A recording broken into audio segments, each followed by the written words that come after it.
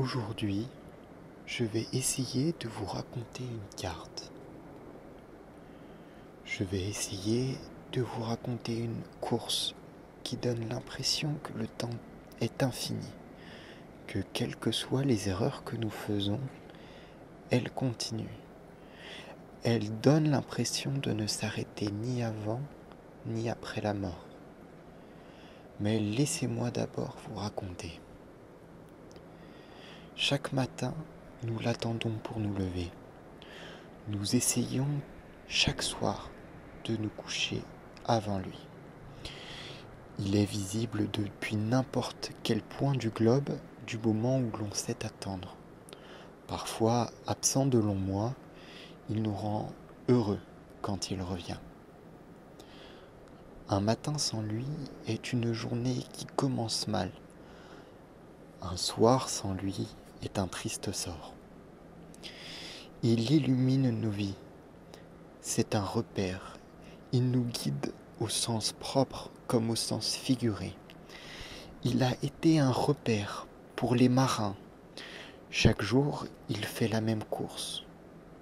Il se lève à l'est, monte à son apogée, puis il se couche à l'ouest. Présent depuis des milliers d'années, il suit la même course chaque année. Il fut l'un des premiers éléments dont la course a été cartographiée. Il est présent dans tous les lieux où nous vivons, ne serait-ce que quelques jours par an. Il a été un élément de fascination pour moi, car quel que soit l'endroit où j'étais, il était avec moi, et je pouvais le prendre en photo, immortaliser chacune de nos rencontres, comme si c'était la dernière.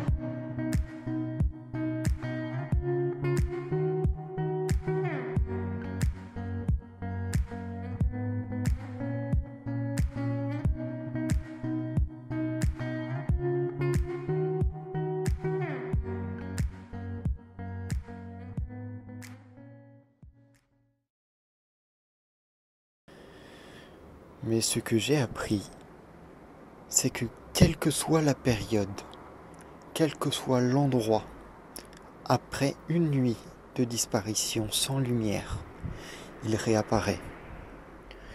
Tous les lieux que nous avons traversés ont été importants pour moi. Chacune de ces photos a été prise avec un soin particulier afin de mettre en avant une lumière, un sujet, un contraste ou un paysage. Cependant, ces photos ne respectent pas tout à fait le sujet de cet exercice.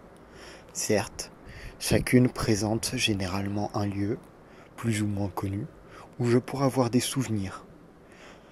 Cependant, les lieux vraiment importants, ceux qui ont vraiment compté, dans mon enfance, dans mon adolescence, ceux qui sont remplis de souvenirs bons ou mauvais, ces lieux-là ne sont pas sur les photos. Les lieux qui ont vraiment compté sont en fait le centre de toutes ces photos. Ces lieux, ce sont les endroits où je peux prendre le temps de faire des photos. Ces lieux sont en fait situés derrière la photo. Il n'y en a certes pas beaucoup, mais chacun de ces lieux est représenté et est un lieu que j'ai apprécié.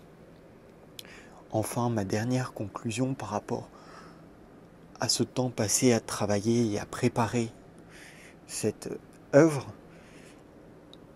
ma dernière conclusion est que ce qui compte au fond, ce n'est pas l'endroit ou le lieu où l'on passe du temps.